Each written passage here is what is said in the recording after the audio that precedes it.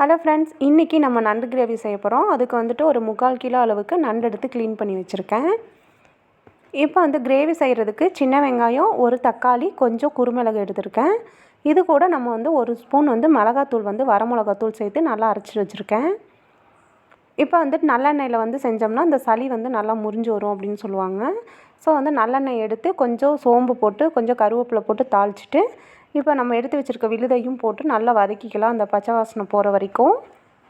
அதுக்கப்புறமா நம்ம க்ளீன் பண்ணி வச்சுருக்கிற நண்டை வந்து இது கூட நம்ம சேர்த்துக்கலாம். சேர்த்துட்டு இப்போ வந்து கிரேவி வந்து எல்லா பக்கமும் படுறது மாதிரி எல்லா பக்கமும் வந்து நம்ம நல்லா கிளறி விட்டுக்கலாம். தேவையான அளவு வந்து உப்பு சேர்த்துக்கலாம். எப்போவுமே எந்த டிஷ் செஞ்சாலும் கல் உப்பு சேருங்க.